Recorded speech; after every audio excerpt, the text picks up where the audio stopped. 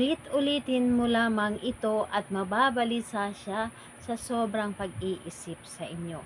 Hello mga guys, kumusta kayo? Panibagong araw, panibagong video na naman tayo. And sa araw na ito ay isa na namang video ang aking ituturo sa inyo na simpleng gabay o simpleng pamamaraan na makakatulong sa atin. At bago ang lahat, gusto ko lang mag-disclaimer sa mga taong hindi naniniwala at hindi gusto ang mga kagaya nitong video. Please skip this video and maghanap kayo ng videos na gustong-gusto nyo dahil ang video na ito ay para lamang ito sa mga taong naniniwala and gusto mag-try. Sa lahat po ng mga nagko-comment dito sa aking video dito sa loob ng aking channel, mag-ingat sa lahat ng mga nagre-reply sa inyo na dinadala kayo sa kanilang WhatsApp in Emo app upang makaiwas po tayo sa scam. Ngayon po, ituturo ko sa inyo paano siya mababalisa sa kakaisip sa iyo kapag ito ay inyong ginawa. Ito ay pwedeng gawin sa parehas ang kasarian, babae ito babae, and lalaki ito lalaki. And syempre naman sa ating babae at lalaki na mag-partner. Dito is kailangan natin ng ating gagamitin sa paggawa ng ritual na ito. Ang ating gagamitin lamang dito is kailangan lamang dito maghanda ng isang bote na may takip o wala, pwede po. Pero mas maganda na mayroong takip. Halimbawa, ganitong bote yung babasagin at wala pong tulad nito na nakasulat.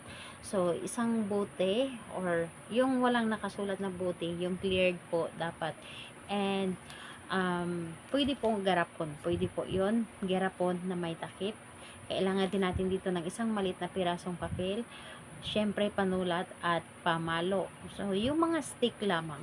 So, yun lamang ang dapat nating ihanda. And kapag ready na, kailangan mo lamang dito i-ready ang iyong sarili. I-claim mo sa iyong sarili na gustong-gusto mo itong gawin. I-claim mo na ito ay para sa inyo and gusto mo siyang mapalisa sa kakaisip sa inyo. And buo po dapat ang iyong loob, tiwala at paniniwala sa paggawa.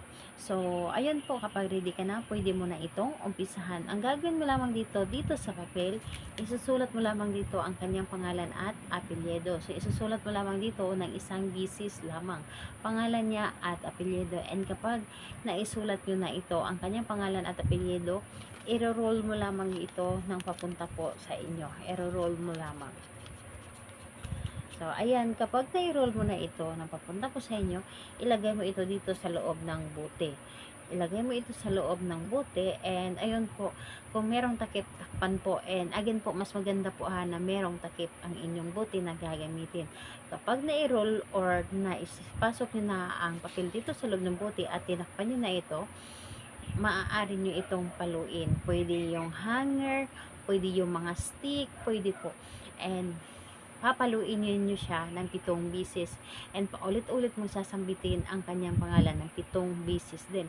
So, palo, tapos pangalan, apelyido, mababalisa ka sa kakaisip sa akin. Tapos palo, pangalan, apelyido, mababalisa ka sa kakaisip sa akin. 7 palo at 7 pagkasambit ng kanyang pangalan. Ayun po, pagkatapos mo itong paluin, ito ay iyong itago. Itago mo ito kahit sa loob ng inyong cabinet. And kapag naalala nyo ang inyong ginawa, paluin ninyo ulit. Paluin ninyo ng 7 bisis din ulit. And aasahan ninyo ang taong inyong ginawan ay mababalisa ito palagi. So, ayun, kailan ito pwedeng gawin? Pwede mo itong gawin sa kahit anong araw at oras. Pwede po. So, ayun po. Salamat po sa inyo. Bye-bye everyone. God bless us.